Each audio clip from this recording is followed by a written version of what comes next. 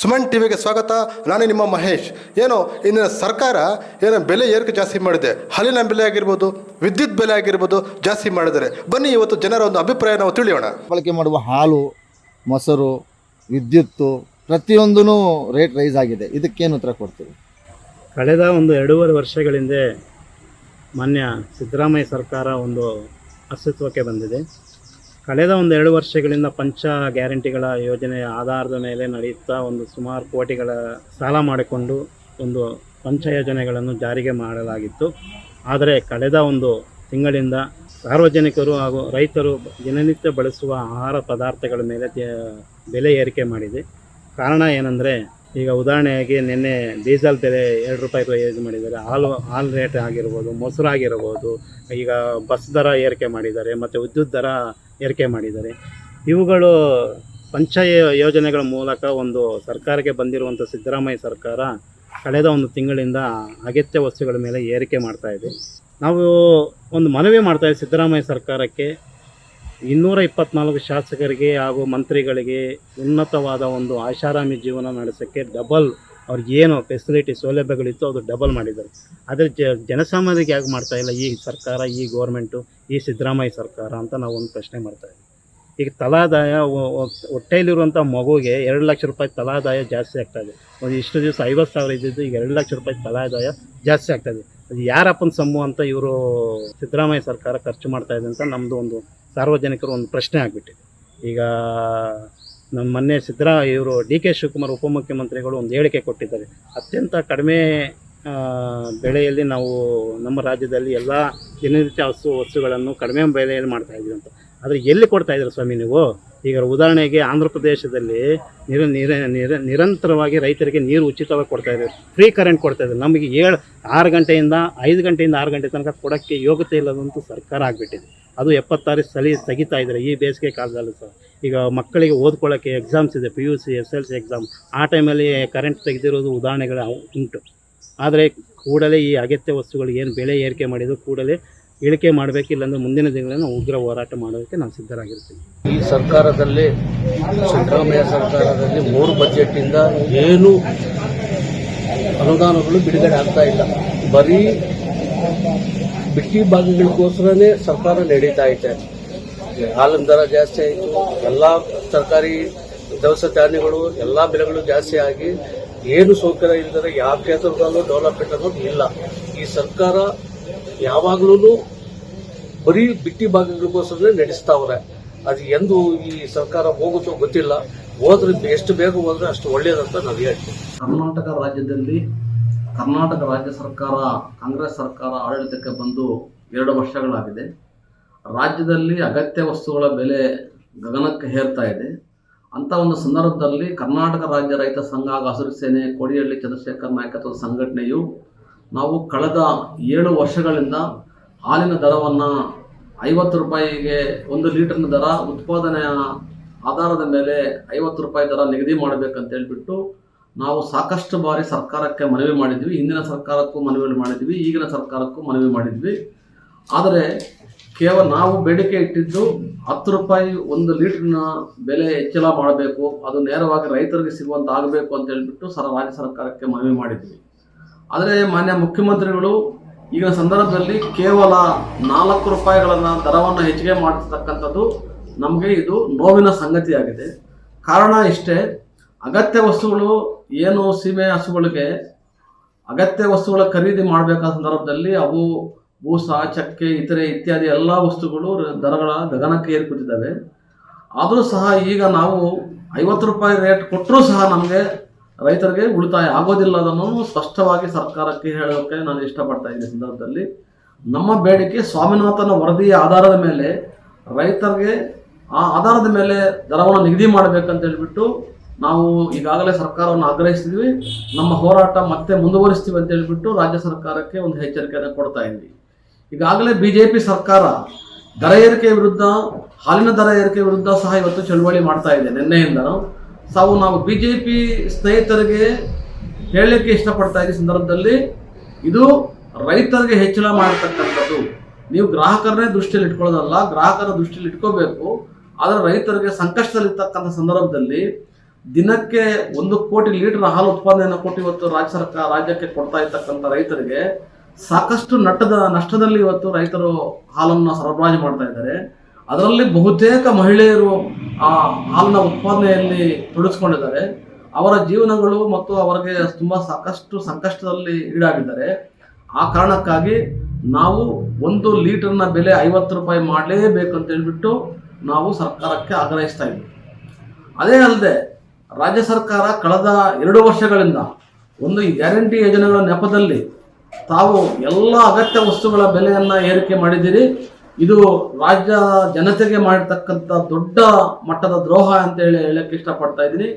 ರಾಜ್ಯ ಸರ್ಕಾರ ಮಾಡಿರ್ತಕ್ಕಂಥ ಇಷ್ಟೊಂದು ದುಬಾರಿ ಬೆಲೆಯನ್ನು ನಾವು ಎಂದೂ ಕಂಡಿರಲಿಲ್ಲ, ಮುಂದೆ ಕಂಡಕ್ಕೆ ಆಗೋದಿಲ್ಲ. ಕೇಂದ್ರ ಸರ್ಕಾರದ ಅದೇ ರೀತಿಯಾಗಿದೆ.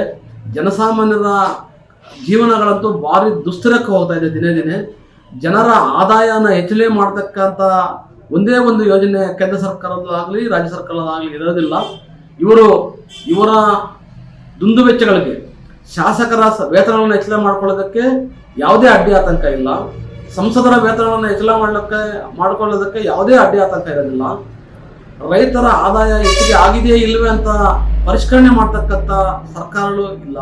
ದುಡಿಯುವ ವರ್ಗದ ಜನತೆಯ ಆದಾಯನ ಹೆಚ್ಚಳಿಗೆ ಆಗಿದೆಯೇ ಇಲ್ಲವೇ ಅಂತ ಪರಿಷ್ಕರಣೆ ಮಾಡ್ತಕ್ಕಂಥ ಮನಸ್ಸು ಕೇಂದ್ರ ಮತ್ತು ರಾಜ್ಯ ಸರ್ಕಾರಗಳಿಗಿಲ್ಲ.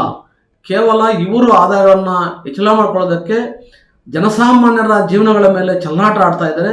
ಇದು ಸರಿಯಲ್ಲ.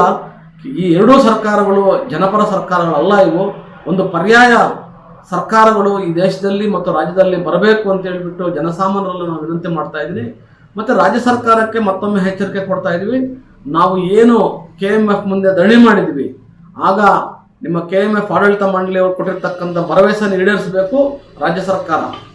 ಅದೇ ರೀತಿಯಲ್ಲಿ KMF ಅಲ್ಲಿ ಮತ್ತು ಒಕ್ಕೂಟಗಳಲ್ಲಿ ಒಂದು ದೊಡ್ಡ ಮಟ್ಟದ ಭ್ರಷ್ಟಾಚಾರ ಮತ್ತು ದುಂದು ವೆಚ್ಚಗಳು ಕಡಿವಾಣ ಆಗಿದ್ರೆ ಇವತ್ತು 50 ರೂಪಾಯಿ ಕೊಡ್ತಕ್ಕಂಥ ರೇಟನ್ನು ಕೊಡ್ತಕ್ಕಂಥದ್ದು ಯಾವುದೇ ದೊಡ್ಡ ಕಷ್ಟಕರವಾದ ಕೆಲಸ ಅಲ್ಲ. ಧಾರಾಳವಾಗಿ 50 ರೂಪಾಯಿ ದರವನ್ನು ಕೊಡಬಹುದು. ಆದರೆ ಒಕ್ಕೂಟಗಳಲ್ಲಿ ಅಗತ್ಯಕ್ಕಿಂತ ಹೆಚ್ಚಿನ ಜನರನ್ನು ನೇಮಕ ಮಾಡ್ಕೊಳ್ತಕ್ಕಂಥದ್ದು, ಆ ನಿರ್ದೇಶಕರ ಮುಲಾಜಿಗೆ ಅಲ್ಲಿ ಸಿಬ್ಬಂದಿಯನ್ನು ನೇಮಕ ಮಾಡ್ಕೊಳ್ತಕ್ಕಂಥದ್ದು, ಅವರಿಗೆ ಸಂಬಳಗಳು ಕೊಡ್ತಕ್ಕಂಥದ್ದು ಮತ್ತು ಭ್ರಷ್ಟಾಚಾರ ಮಾಡ್ತಕ್ಕಂಥದ್ದು ದೊಡ್ಡ ಮಟ್ಟದಲ್ಲಿ ಅಲ್ಲಿ ನಡೀತಾ ಇದೆ. ಇದಕ್ಕೆಲ್ಲನೂ ಸರ್ಕಾರ ಮಧ್ಯಪ್ರವೇಶ ಮಾಡಿ ತನಿಖೆಗೆ ಒಳಪಡಿಸಿ ಆ ದೊಡ್ಡ ಮಟ್ಟ ಭ್ರಷ್ಟಾಚಾರವನ್ನು ಕಡಿವಾಣ ಹಾಕಿ ನೇರವಾಗಿ ಉತ್ಪಾದನೆ ಮಾಡ್ತಕ್ಕಂಥ ರೈತರಿಗೆ ಆ ಲಾಭ ಸಿಗಬೇಕು ಅನ್ನೋದನ್ನು ನಮ್ಮ ರೈತ ಸಂಘದ ಆಗ್ರಹ ಆಗಿದೆ. ಇವತ್ತು ಏನು ನಮ್ಮ ಸರ್ಕಾರ, ಕರ್ನಾಟಕ ಸರ್ಕಾರ, ಮಾನ್ಯ ಮುಖ್ಯಮಂತ್ರಿಗಳು ಒಂದು ಬೆಲೆ ಏರಿಕೆ ವಿರುದ್ಧವಾಗಿ ಮಾತಾಡೋಕ್ಕೆ ನಾನು ಇಷ್ಟಪಡ್ತೀನಿ. ಇವಾಗ ಹಾಲಿನ ದರ ಲೀಟ್ರಿಗೆ 4 ರೂಪಾಯಿ ಜಾಸ್ತಿ ಮಾಡಿದೆ. ಅದು ರೈತರಿಗೂ ಹೋಗಲ್ಲ, ರೈತರಿಗೂ ಯಾವುದೇ ರೀತಿ ಅನುಕೂಲ ಆಗಲ್ಲ. ಯಾಕಂದರೆ ಸರ್ಕಾರದಲ್ಲಿ ಮಾಡ್ತಾ ಇರೋದು ಎಲ್ಲ ಒಂಥರ 420 ಕೆಲಸ ಅಂತ ನನ್ನ ಅನಿಸಿಕೆ. ಯಾಕಂದರೆ ಇಲ್ಲಿ ಪುಕ್ಸಾಟೆ ಬಾಗಿ ಅಂದ್ಬಿಟ್ಟು 5 ಬಾಗಿಗಳು ಕೊಟ್ಬಿಟ್ಟು ಎಲ್ಲ ಕಡೆಯೂ ದುಡ್ಡು ದೋಚ್ತಾವ್ರೆ. ದಿನಬಳಕೆ ವಸ್ತುಗಳು, ಒಂದು ಸಕ್ಕರೆ ಆಗಲಿ, ಬೆಲ್ಲ ಆಗಲಿ, ಬೇಳೆ ಆಗಲಿ, ಹಾಲಾಗಲಿ, ಪ್ರತಿಯೊಂದೂ ಒಂದ್ರ ಮೇಲೆ ಬೆಲೆ ಏರಿಕೆ ಆಗ್ತಾ ಇದೆ. ಒಂದು ಪೆಟ್ರೋಲು ಡೀಸೆಲ್ ಸಮೇತ ಏರಿಕೆ ಆಗಿದೆ. ಯಾವ ರೀತಿ ಇದು ಸರ್ಕಾರ ಮಾಡ್ತಾವ್ರೆ? ಬಡವ್ರನ್ನ ಹೊಡೆದ್ಬಿಟ್ಟು ಶ್ರೀಮಂತ ಕೊಡೋದ ಇದು? ಇದೇ ಥರ ಇದ್ದರೆ ನಮ್ಮ ಸರ್ಕಾರ ಇವತ್ತು ಮುಚ್ಚೋ ಖಜಾನೆ ಖಾಲಿಯಾಗಿದೆ. ನಮ್ಮ ಸರ್ಕಾರದಲ್ಲಿ ಇರುವಂಥ ಖಜಾನೆ ಖಾಲಿಯಾಗಿದೆ. ಮುಂದಿನ ದಿನಗಳಲ್ಲಿ ಯಾವುದೇ ಸರ್ಕಾರ ಬಂದ್ರೂ ಖಜಾನೆ ಇರಲ್ಲ. ಅವ್ರನ್ನ ಕೇಳಿದ್ರು ಹಿಂದಿನ ಸರ್ಕಾರ ಮಾಡಿರೋದು ನಾವೇನು ಮಾಡಬೇಕು ಅಂತ ಅವ್ರು ಉತ್ತರ ಕೊಡೋಕೆ ಸಿದ್ಧರಾಗ್ತಾರೆ. ಇದು ಯಾವ ರೀತಿ ಸರ್ಕಾರ ನಡೆಸ್ತಾ ಇತ್ತು? ಇದು ಸರ್ಕಾರ ನೀವು ಅಧಿಕಾರಕ್ಕೆ ಬರಬೇಕಂತ ಜನಗಳ ಮೇಲೆ ಟೊಪ್ಪಿ ಹಾಕ್ಬಿಟ್ಟು 5 ಬಾಗಿ ಘೋಷಣೆ ಮಾಡಿಬಿಟ್ಟು ತಾವು ಸರ್ಕಾರದಲ್ಲಿ ಬಂದಿದ್ರಲ್ಲ, ಆಳ್ವಿಕೆ ಮಾಡ್ತಾ ಇದ್ರಲ್ಲ, 136 ಜನ ಒಂದು MLA ಮುಖಾಂತರ. ಏನಕ್ಕೆ ನಿಮ್ಗೆ ಏನು ಮಾಡ್ತಾಯಿದ್ರಿ ನೀವು? ಸರ್ಕಾರಕ್ಕೆ ಅನುಕೂಲ ಮಾಡ್ತಾವ್ರ? ಸರ್ಕಾರಕ್ಕೆ ಅನುಕೂಲ ಆಗೈತೆ, ಜನಸಾಮಾನ್ಯರಿಗೆ ಅನುಕೂಲ ಆಗ್ತಾ ಇದೆಯಾ? ಯಾವ ರೀತಿ ಅನುಕೂಲ ಆಗ್ತಾಯಿದೆ ಹೇಳಿ ಸ್ವಾಮಿ? ಸರ್ಕಾರಕ್ಕೆ ನಾನು ಪ್ರಶ್ನೆ ಕೇಳ್ತಾ ಇದ್ದೀನಿ. ಮಾನ್ಯ ಸಿದ್ದರಾಮಯ್ಯ ಅವರೇ, ಸರಿನಾ? ನಿಮ್ಮ ಒಂದು ಕ್ಯಾಬಿನೆಟಲ್ಲಿ ನಿಮ್ಮ ಸಚಿವರಾಗಲಿ ನೀವಾಗಲಿ ನಿಮ್ಮ ಒಂದು ಸಂಬಳ ಹೆಚ್ಚು ಮಾಡ್ಕೊಂಡ್ರಲ್ಲ, ಮೊನ್ನೆ ಒಂದು ಬಿಲ್ ಪಾಸ್ ಮಾಡಿ, ಅದಕ್ಕೆ ಯಾರಿಂದ ಬರೋದು ದುಡ್ಡು? ಜನಸಾಮಾನ್ಯಕ್ಕೆ ಕಟ್ಟೋಂಥ ತೆರಿಗೆದಿಂದ ನಿಮಗೆ ಸರ್ಕಾರಕ್ಕೆ ದುಡ್ಡು ಬರೋದು. ಆದರೆ ನೀವೇನು ಮಾಡ್ತಾಯಿದ್ದೀರಾ? ಜನರ ಮೇಲೆ ಮತ್ತೆ ತೆರಿಗೆ ಹಾಕ್ತಾಯಿದ್ದೀರಾ.